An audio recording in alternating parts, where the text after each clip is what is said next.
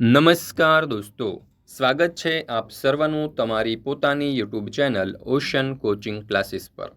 મિત્રો, આજે આપણે ધોરણ 3ના ગણિત વિષયની સ્વ અધ્યયન પોથીના પ્રકરણ નંબર 11 જગ અને મગનું સંપૂર્ણ સોલ્યુશન આ વિડીયોમાં જોવાના છીએ। મિત્રો, આપણી આ ચેનલ ઉપર ધોરણ 3ના ગણિત વિષયની સ્વ અધ્યયન પોથીના બધા જ પ્રકરણના સંપૂર્ણ સોલ્યુશનના વિડીયો અને પીડીએફ બંને મુકાઈ ચૂક્યા છે। તો આ વિડીયો અને પીડીએફનો અભ્યાસ કરવા માટેની લિંક તમને નીચે ડિસ્ક્રિપ્શન બોક્સની અંદર મળી જશે। જરૂરથી તેનો અભ્યાસ કરી લેજો। સાથે સાથે આપણા વોટ્સઅપ ગ્રુપમાં પણ જરૂરથી જોડાઈ જજો, જેથી કરીને આવનારા તમામ વિડીયો અને પીડીએફની લિંક પણ તમને વોટ્સઅપ પર પ્રાપ્ત થતી રહે।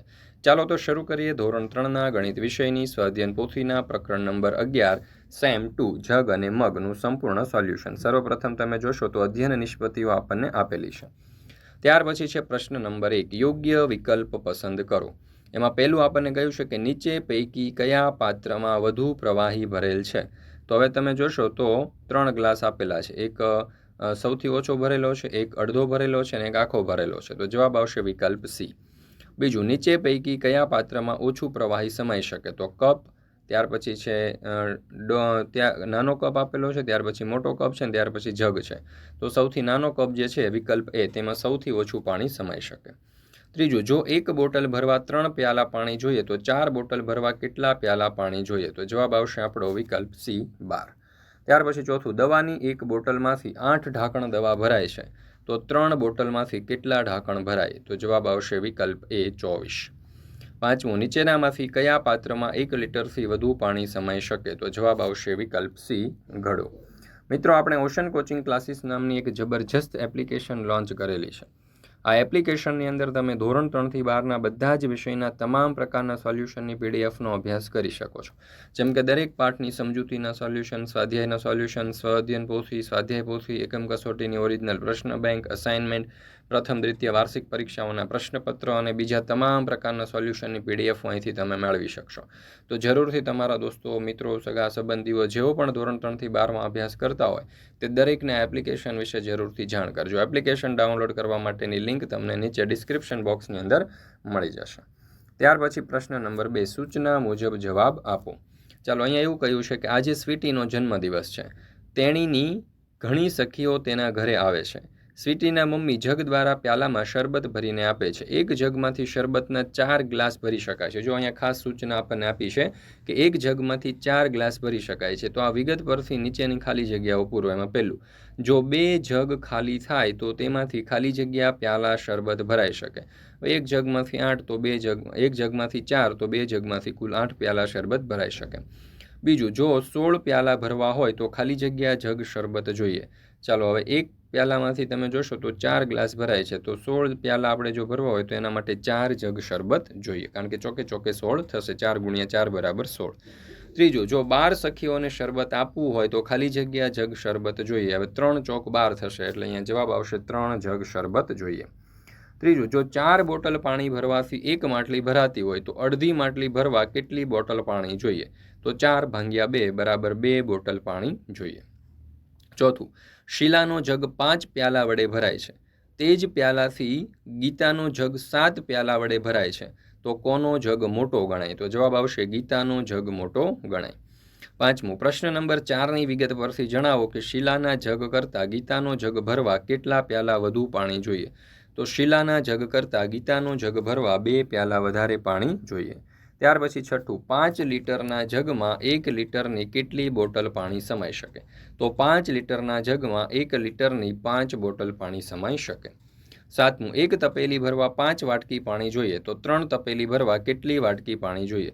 હવે એક તપેલી ભરવા જો 5 વાટકી પાણી જોઈએ તો 3 તપેલી ભરવા કેટલી જોઈશે, તો કે 5 × 3 કરવા પડશે, તો 5 × 3 એટલે કે 15 વાટકી પાણી જોઈશે।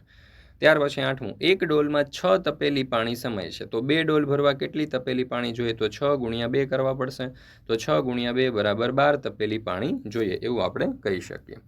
ત્યાર પછી નવમું, ચિરાગની આખી ડોલ 8 મગ વડે ભરાઈ જાય છે, તો અડધી ડોલ ભરવા કેટલા મગ પાણી જોઈએ। હવે ચિરાગની આખી ડોલ 8 મગ વડે ભરાઈ જાય છે, તો અડધી ડોલ ભરવા માટે આપણે શું કરવું પડશે, તો કે 8/2 કરવા પડશે, તો 8/2 કરીએ તો જવાબ આવશે 4, એટલે આપણે એવું કહી શકીએ કે ભાઈ 4 મગ પાણી જોઈએ। 10મું, 3 મિત્રોના કોથળા ઘઉંથી ભરેલા છે. મનીષના કોથળામાં 10 ડોલ ઘઉં સમાય છે. રાજેશના કોથળામાંથી 8 ડોલ ઘઉં સમાય છે અને જિજ્ઞેશના કોથળામાંથી 6 ડોલ ઘઉં ભરાય છે. તો આ વિગત પરથી નીચેના પ્રશ્નોના જવાબ મેળવો. એમાં પેલું સૌથી મોટો કોથળો કોનો છે? તો સૌથી મોટો કોથળો મનીષનો છે. ત્યાર પછી બીજું, જો ડોલના બદલે તગારાનો ઉપયોગ કરીએ તો મનીષના ઘઉંમાંથી 5 તગારા ભરાય છે. તો જિજ્ઞેશના ઘઉં ભરવા કેટલા તગારા જોઈએ? તો જિજ્ઞેશના ઘઉં ભરવા માટે 3 તગારા જોઈએ. ત્રીજું, રાજેશના ઘઉં ભરવા કેટલા તગારા જોઈએ? તો રાજેશના ઘઉં ભરવા 4 તગારા જોઈશે. 11, હું દિવસમાં 5 પ્યાલા પાણી પી શકું છું. મારી બહેન મારા કરતાં બમણું પાણી પી શકે છે. તો મારી બહેન કેટલું પાણી પી શકે? તો હવે તમે જોઈ શકો છો કે 5 પ્યાલા, તો મારી કરતાં બમણું એ પી શકે છે. બમણું એટલે 2 ગણું, 2 ગણું એટલે ડબલ, ડબલ એટલે કે 2 વડે ગુણાકાર કરવાનો. તો 5 ગુણ્યા 2 એટલે કે 10 પ્યાલા પાણી પી શકે એવું આપણે કહી શકીએ. ત્યાર પછી 12, યોગ્ય વિકલ્પ પસંદ કરી જવાબ લખો. જો લગભગ 8 લીટર, 1 લીટર, અડધું લીટરથી ઓછું, લગભગ 500 લીટર અને અડધો લીટર. એમાં જે દૂધની બાટલી હોય છે અડધા લીટરની હોય છે, બરાબર. તો આપણે અહીંયા લખીએ હાફ લીટર. ત્યાર પછી પાણીનો ટાંકો તમે જોઈશો કાળા કલરનો, જે બધાના ટેરેસ ઉપર, અગાસી ઉપર હોય છે, તો એ લગભગ 500 લીટર આજુબાજુનો હોઈ શકે, વધારે પણ હોઈ શકે, પણ અંદાજે આપણે 500 લીટર કહીએ. ડોલની અંદર લગભગ 8 લીટર પાણી સમાઈ શકે. તપેલીમાં લગભગ 1 લીટર અને ડેટોલની જે બોટલ હોય છે એમાં લગભગ અડધા લીટરથી પણ ઓછું ડેટોલ સમાતું હોય છે. ચાલો, ત્યાર પછી આપણે જોઈએ 13. હવે અહીંયા આપણને એવું કહ્યું છે કે 1000નું માપિયું જે છે એ દૂધથી આપણે પૂરેપૂરું ભરવું હોય 1000 મિલીલીટરનું, તો 200 મિલીલીટરના કેટલા માપિયા ભરીને દૂધ રેડવું પડે? તો 200 મિલીલીટરના 5 માપિયા આપણે આની અંદર ભરીને નાખીએ ત્યારે 1000 મિલીલીટર થશે. ચાલો, ત્યાર પછી જોઈએ 14મો સવાલ. પાણી સમાવવાની ક્ષમતાના આધારે ચડતા ક્રમમાં ગોઠવો. તો પહેલાં અહીંયા પ્યાલો, ડોલ, લોટો અને વાટકી જેવા શબ્દો આપણને આપ્યા છે. તો ચડતા ક્રમની અંદર ગોઠવે તો સર્વપ્રથમ વાટકી, ત્યાર પછી પ્યાલો, ત્યાર પછી લોટો, ત્યાર પછી ડોલ. 15મું, 2 લીટર દૂધ એટલે 1000 મિલીલીટર દૂધના કેટલા માપ્યા? તો 2 લીટર દૂધ એટલે 1000 મિલીલીટરના 1000 મિલીલીટર એટલે કે 1 લીટર થશે, બરાબર. તો 1 લીટર દૂધના 2 માપ્યા થશે એટલે 2 લીટર દૂધ થશે. ચાલો, ત્યાર પછી દાખલા નંબર 16. ડોલ કરતાં ઘડામાં બમણું પાણી ભરી શકાય છે. હવે જો માટલીમાં 10 લીટર પાણી સમાય તો ડોલમાં કેટલું સમાય? તો ડોલમાં આ જે છે માટલું એના કરતાં અડધું સમાય. હવે માટલાની અંદર 10 લીટર છે તો એના કરતાં અડધું એટલે કે ડોલની અંદર 5 લીટર પાણી સમાશે. 17મો સવાલ. મુકેશના ઘરે 500 લીટર પાણી ભરેલી ટાંકી છે, તેમાંથી 100 લીટરના કેટલા કેન પાણીના ભરી શકાય? તો 500 ભાગ્યા આપણે 100 કરવા પડશે. તો 500 ભાગ્યા 100 કરીએ એટલે તમારો જવાબ આવશે 5. તો આપણે 100 લીટરના 5 કેન ભરી શકીએ. ત્યાર પછી છે અધ્યયન નિષ્પત્તિ આધારિત સર્વગ્રાહી મૂલ્યાંકન. એમાં પેલું, નીચેના પૈકી કયા પાત્રમાં સૌથી વધુ પાણી ભરાશે? તો તપેલીની અંદર સૌથી તમે જોશો તો વધારે પાણી ભરી શકાય આ મગ જે આપ્યા છે એના કરતાં. બીજું, 1 જગ જ્યુસ બનાવવા 4 પ્યાલા પાણી વપરાય છે. તો 4 જગ જ્યુસ બનાવવા કેટલું પાણી જોઈએ? તો 4 ગુણ્યા 4 એટલે જવાબ આવશે 16 પ્યાલા જેટલું પાણી જોઈએ.